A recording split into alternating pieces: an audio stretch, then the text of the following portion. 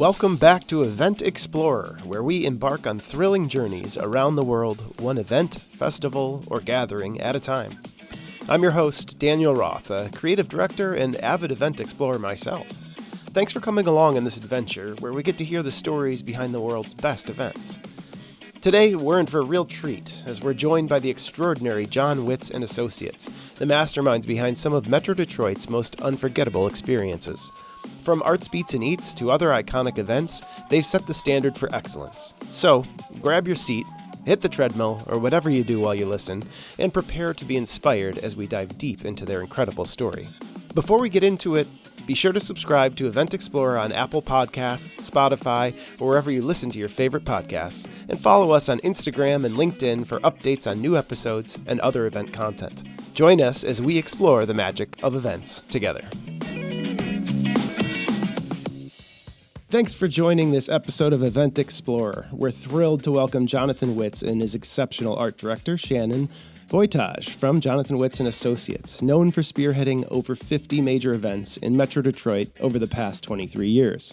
From Arts Beats and Eats to the NCAA Big Dance, their events have drawn millions and generated more than $25 million in sponsorships while donating over $5 million to local nonprofits. With expertise in sponsorship management, event production, and city collaboration, JWA offers a blueprint for success in community engagement and event management, making them the go-to choice for bringing visions to life in Metro Detroit.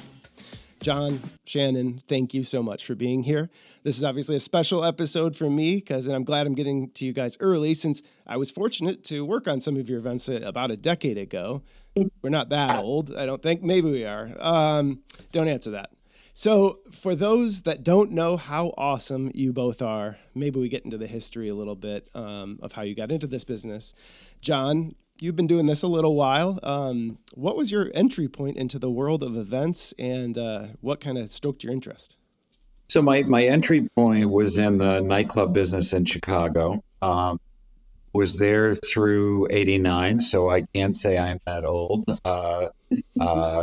Graduated school in '84 and got a opportunity to be the general manager of the State Theater in Detroit, which is now the Fillmore. And the nightclub concept we did, it was a place called Clubland way back in the day, where it was very theatrical. There were different vignettes, guest concert performers, and we had to work this nightclub format into a concert, mix it in with concerts and private parties. So in running that venue, it really became a pretext for the opportunity that would knock on my door.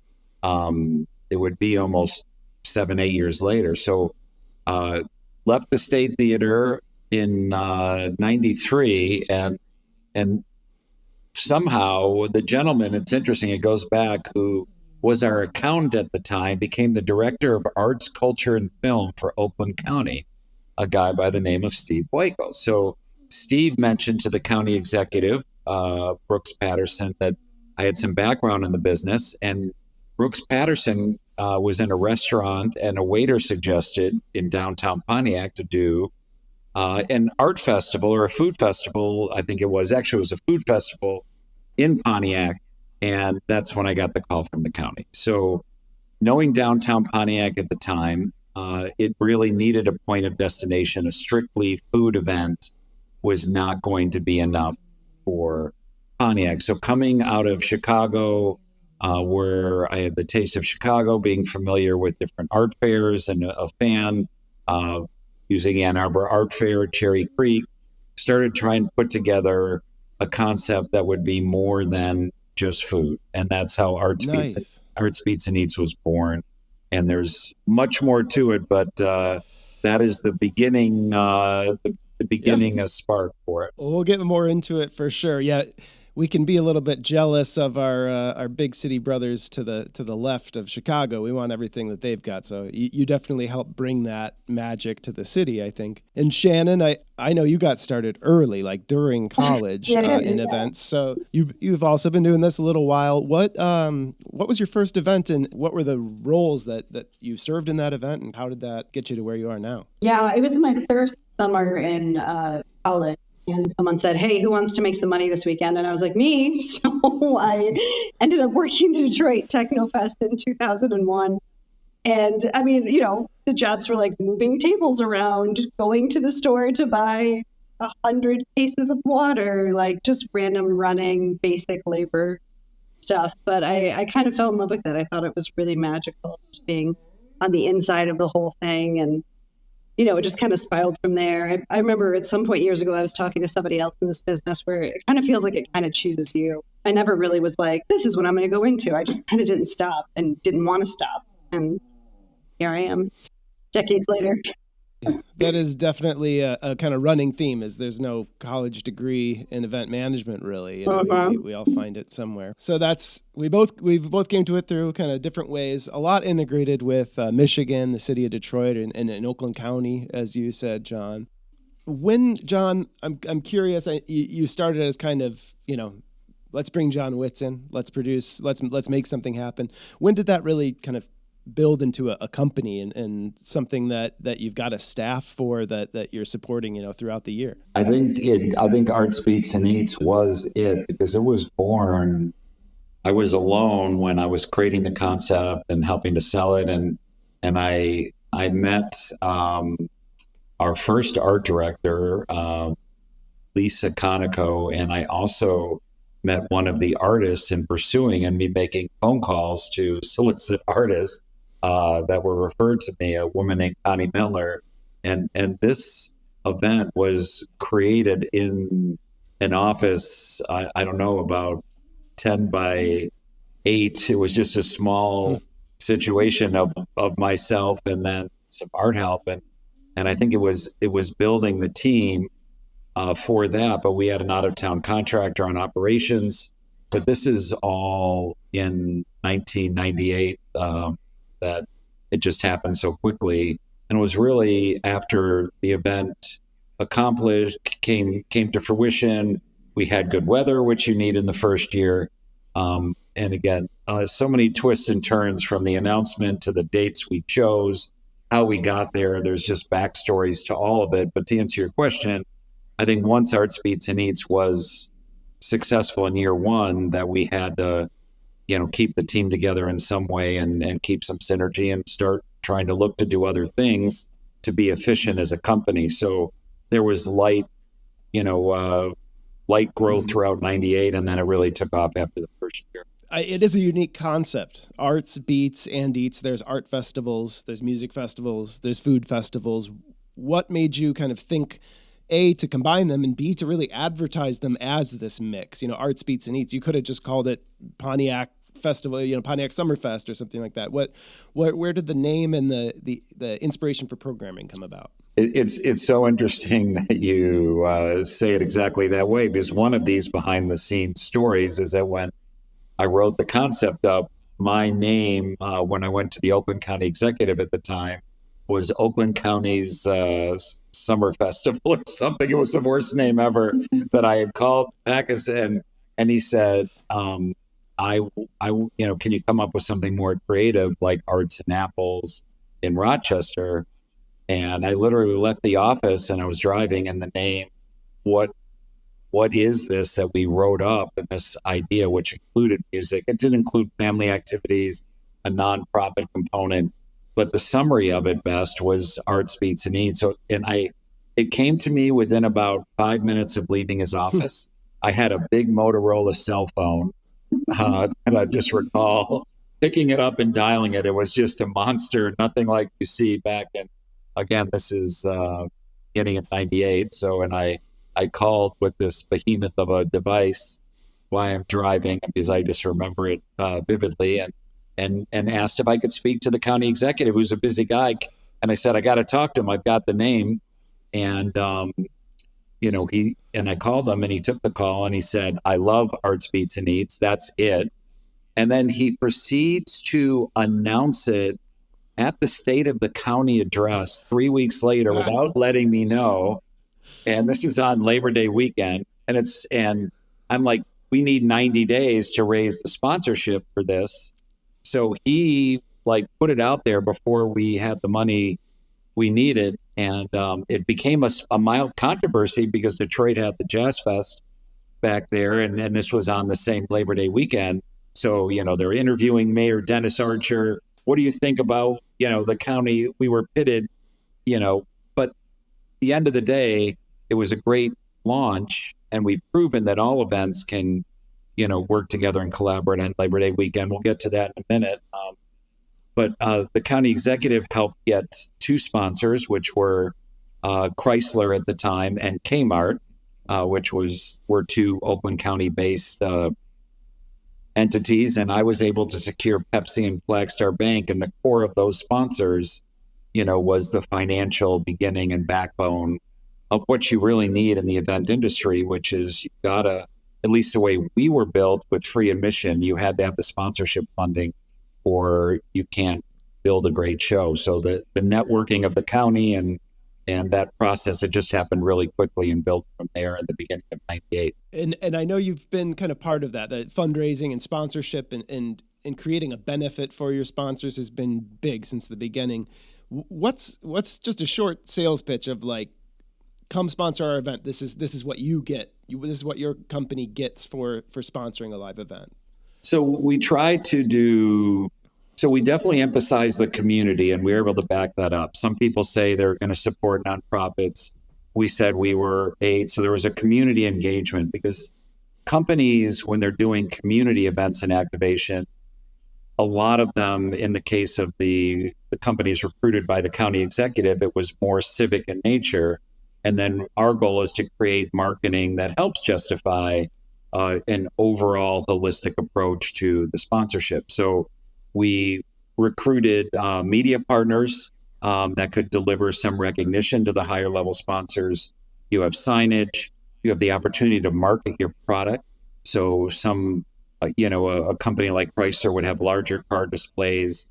A bank might have a smaller 10 by 10 with a giveaway. Kmart activated with like a kid's go-kart course that was free. So they were, different companies bring different things. But to summarize it, I think community engagement, recognition in some advertising, the ability to market your product, some signage, and then I think some hospitality for employees. So, I think those are some of the 5 pillars. But now in this day and age, it's posting on, getting a social post on Instagram on what it is. But the key to us engaging sponsors over the years, Dan, is having creative activation, helping the sponsors figure out how to engage. So we have assets like we'll have a music stage engagement or sponsor of the art fair, and then many other different tie-ins. But we'll take the art fair sponsor, and in a television interview, they will talk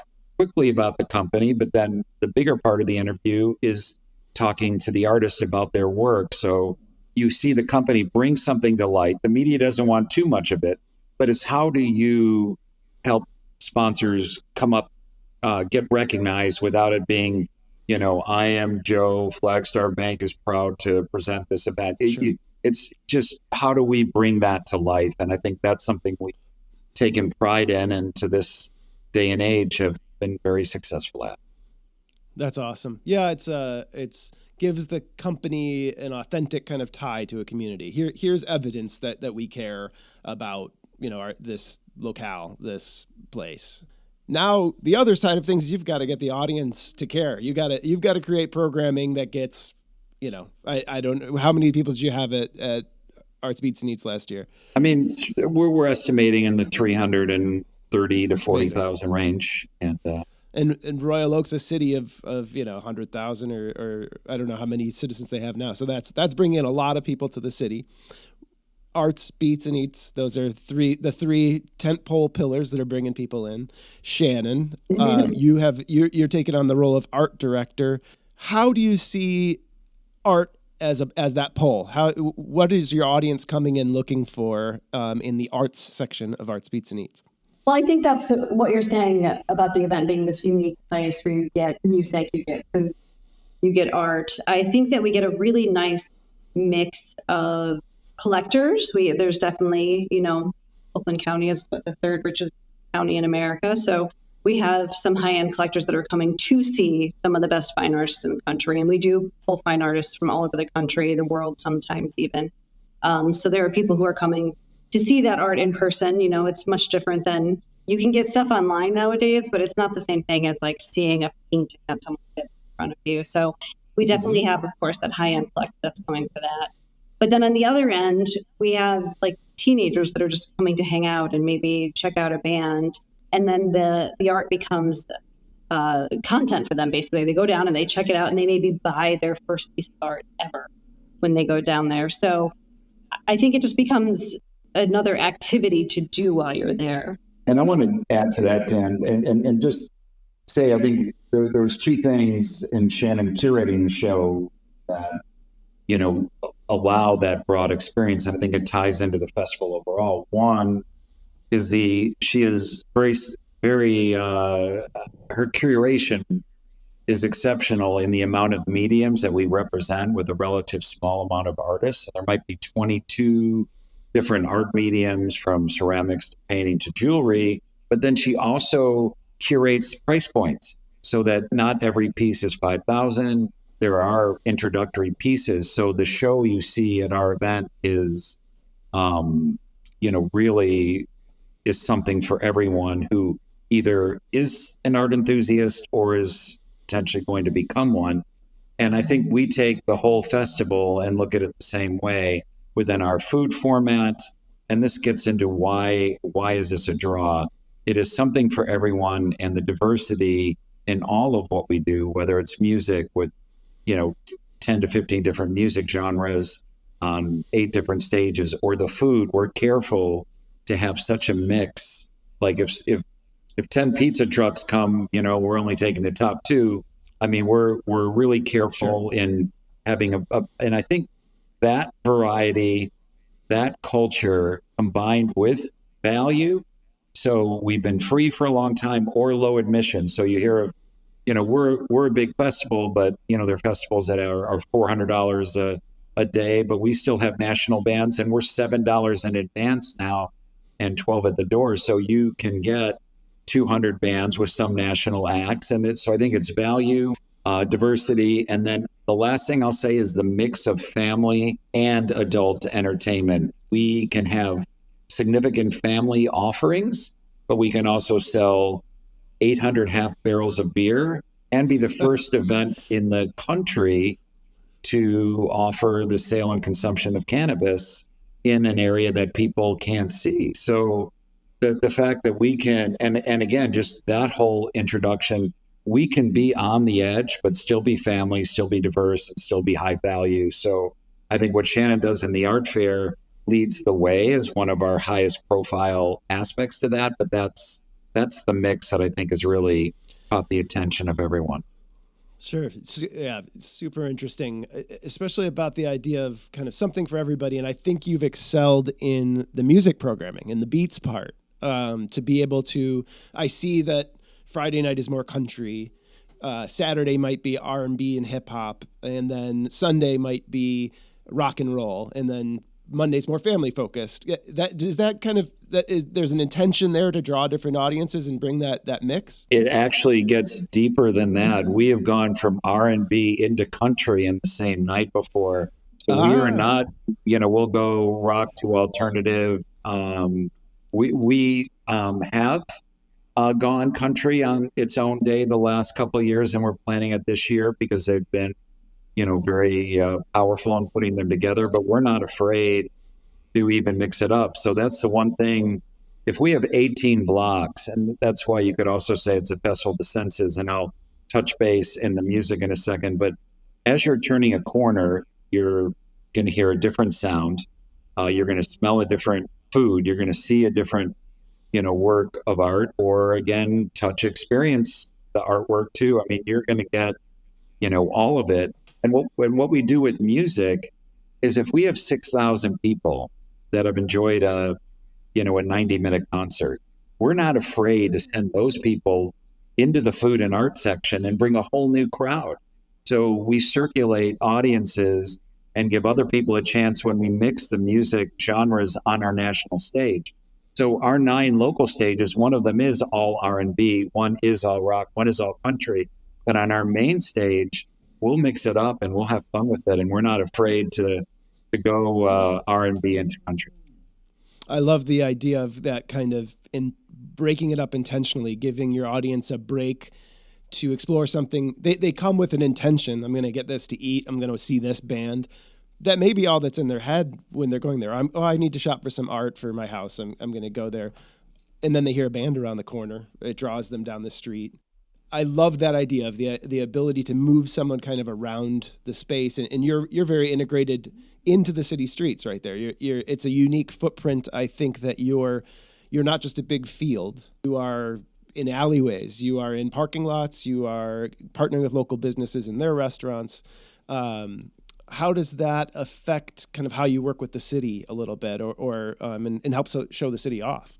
Well, I think you touched on a lot of things in that question. So the first thing I'll say is, I mean, you do have to establish yourself as a benefit to the city, because there is an inconvenience, and we'll talk about local business in a second. But the advanced planning on securing real estate in an urban footprint and getting the buy-in from local businesses to say, we need your lot, here's what we're going to do. Some of it might even be counterintuitive. So it might be a company that's going to get disrupted or have their parking disrupted because we're set up. Sure. So you're selling them on what is good. So as far as the city might get recognized in almost $1.5 million of promotion, and you're bringing 300,000 people to see what Royal Oak offers on a regular basis. So a lot of people will see the restaurant retail scene. So you do have a good, compelling case, but that doesn't mean every small business is going to buy into that. So, you make the case, and the majority of them will benefit. So restaurants and bars will have their best 4 days of the year. Some retail stores will as well. And some we don't hit. Hair salons will inconvenience because people can't Sure. get there and have to reschedule, and, the street is closed and people want to park near, a certain place. So generally, a Labor Day weekend or holiday weekend is slower for a downtown. So there is a very compelling case for the city to invest in the event, which they do, to work around the inconvenience of the street closures.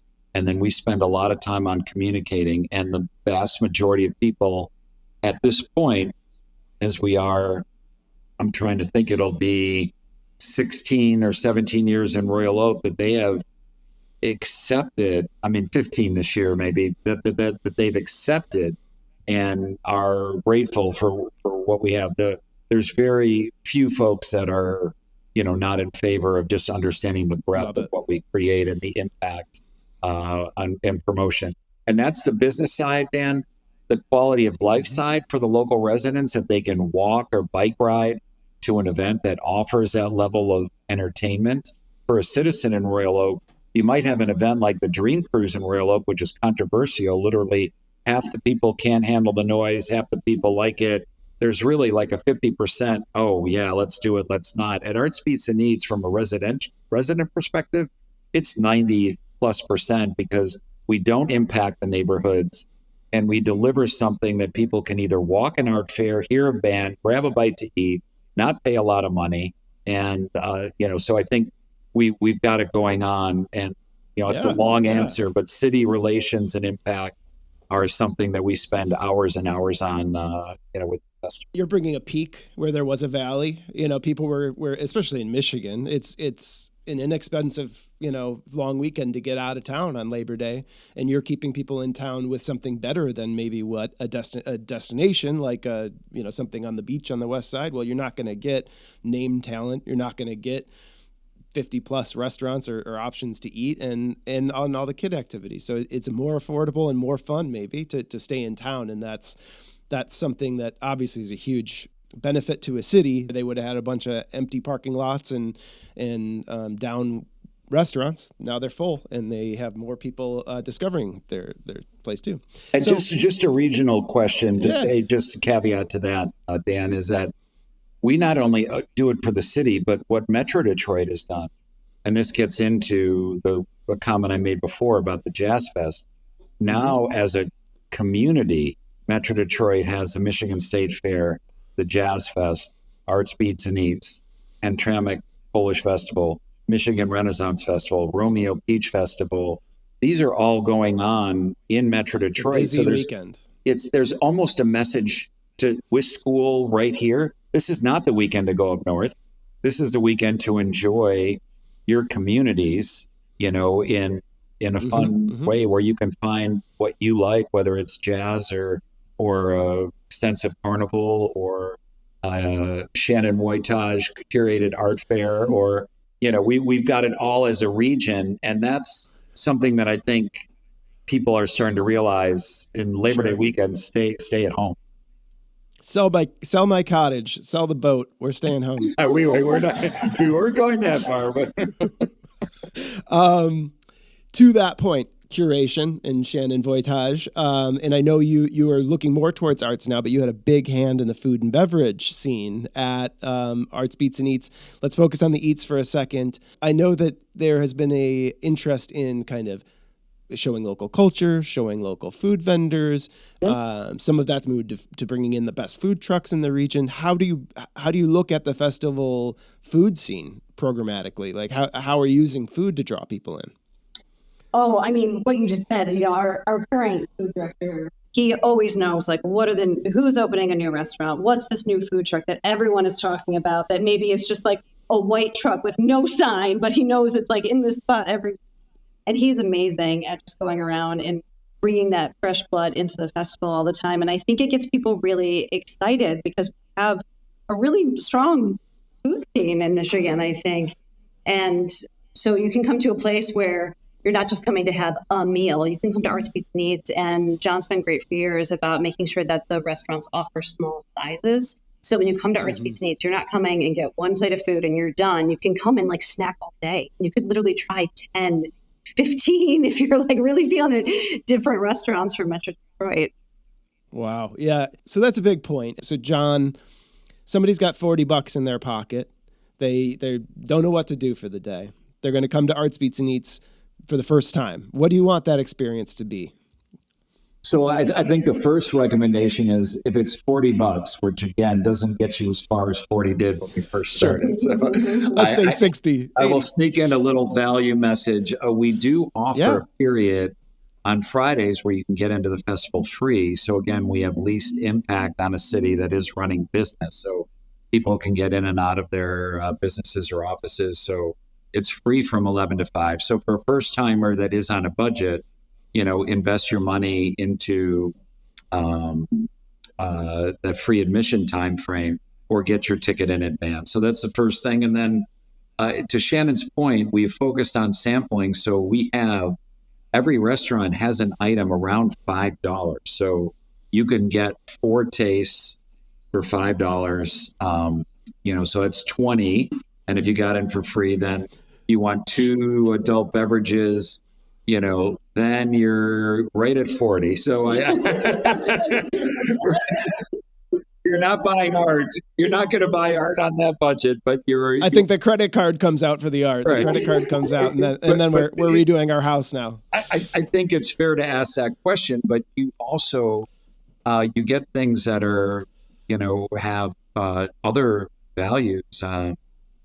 Like just being with people in this day and age. I think so many of us are behind screens and there's so much divide in the world, just reminding us what we have in common to experience people enjoying culture, music, art, food. It unites us where so many forces try to divide us. So you get that feeling of humanity. And you also enjoy the music for free. And a lot of our marketing partners, to the point I meant about Kmart or whatever, they offer free activities or activations or sample food. So I mean, you are not going to be disappointed on $40 in any way, shape or form, sure. Especially if you come in on Friday and other than that, again, if you look at events or movies, someone told me that they spent $25 at McDonald's the other day. I don't know what that means, but the point being is, we're going to be a great value. And I think one of my, one of the pride things I have is bringing people together in peace. That is, one of my favorite things. And I think Shannon shares that. And just a note about Shannon too is the team. We've had such a long standing team here of people that have worked for years watching, Shannon assist on beverage, then run beverage, assist on food, and then run food, and now run the art and special projects that we have with different partners. And, just that type of team leadership across the board with several folks in the company have been here almost as long as the festival has. I just think that that's been an ingredient, that I just have to shed some light on one of the best art directors and humans that I've ever run into that has made this as possible and as great as it has been. So. It's a community built festival, and you're building the community and through the even the staff that are working, that people are having careers from what was, let's throw a party, at one time, or let's get a band in here and have some fun. And now we have careers and we're raising families. It's fantastic. Speaking of that, I want to get your thoughts on the future, both of your thoughts on, like you said, we're trapped behind screens a lot. You can't experience a festival on TikTok. A story's only going to go so far. And on the other side, a lot of people are making great content at your event that they wouldn't be able to make at home or at a store. So it's also a platform to engage with new technologies. So what do you see for the future of events? Do you see growth? And then how do you think things will change? Let's just talk in the near term, next 5 years, on the need and how people experience events.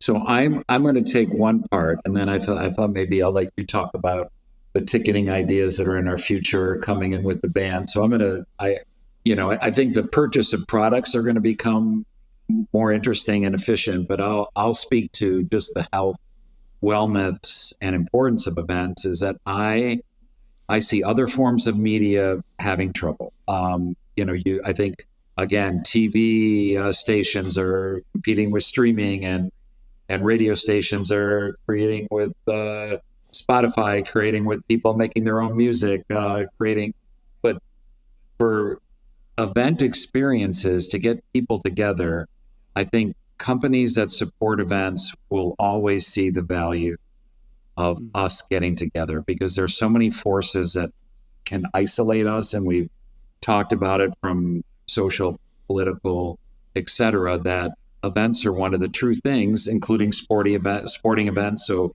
you see the sponsorship at stadiums and things, continuing strong. So I consider, high quality and even small community events as things that will continue to flourish, because that's what life is. And it also gives opportunities for companies to market their products, which, again, when you have low cost admission, you, like us, or free admission, like many smaller communities, you need that funding. And I want to touch on one thing before I, just pass to Shannon the operation. You mentioned the charity nonprofit component. We're actually, as a company, we're probably in the $12 million range. Artsbeats and Eats alone has raised over $7 million. And it's not just the fundraising, it's the integration of, for example, the autism community. We do an event for children with autism and their families where they can get in early, where they're not as sensory challenged, and can get free parking, admission, free rides, free lunch, all in one package. We've had a deaf arts festival for many years, free admission for veterans. There are many aspects of what we are doing. Flagstar, one of our sponsors, has celebrated diversity and offered space to BIPOC vendors, over the last 3 years. And again, we are always looking to, collaborate. We've had Zumbathons for breast cancer research and Special Olympics, where we've had 1,000 women and a few men doing Zumba for 90 minutes to raise money. But we are always looking to collaborate. We have nonprofits selling our drinks. We have nonprofits helping us at the gates. We have nonprofits on information. So that community piece is very important. And I think it's important for Shannon because Shannon has been an advocate of not selling tickets to get drinks. She's helped modernize a lot of things with us. And I think you were saying you see the future as, people buy one band and they can purchase art, food. Is that the technology we're starting to look at? Just to build on what John was saying, I think after COVID, we really saw the power of live events because everyone, went away and stayed home and they had all the technology they could want and AI is coming and all this stuff. And the first thing everybody did as soon as they could was gather. And I think that this next, the young generation coming up, people keep worrying about the arts, people saying, oh, all the arts patrons are dying. And it's I don't think that's happening. I think that this next generation really values experience. And I think that events like ours kind of teach them that an experience is not even just that weekend. If you buy a piece of art that you've met the artist and is handmade, you take that home and you get to relive that experience every single time you look at that piece of art. And so I think that's what we're building towards. And as John's saying, we're going to have to up our game, technology-wise, and we've got to make sure we keep bands on the docket that bring in younger people. But I think the power of this event just shows that we're not going anywhere. I think that we've got a young generation coming in that's going to influence it, but I think the core of it will remain the same. That's such a great point. Events almost introduce younger generations to their community. There aren't that many touch bases that we have. So we're getting, like yours, I grew up in a generation not far from Royal Oak, and we had our definition of Royal Oak. I think that's changed, 180 degrees from, let's just call it the late 90s to this 2020s. And events are that draw, whether it's some new band, a local band on a smaller stage, and then they get to see the city in a new way is pretty amazing. So thank you both for the work that you do and for being a guest today on Event Explorer. As we wrap up our conversation, it's clear that your passion for community, creativity, and collaboration just excels and pushes you guys forward. You're great examples of an event company that really does give back and contribute so much to their community. So one thing's for certain, the legacy of your company, Jonathan Witz & Associates, will continue to shine brightly, inspiring countless others. So thanks, John. Thanks, Shannon, for sharing your insights and inspiration today. Hope to have you again soon. Let's maybe get you back and we can hear about how the Arts Beats and Eats worked this Labor Day, and we can find out if anything new has come up and see where you're heading. Yeah, we'd love to share some other fun things that we do on another one as well, because we're doing a lot of different fun things on the event spectrum, and great to chat with you, Dan, and thanks for the opportunity.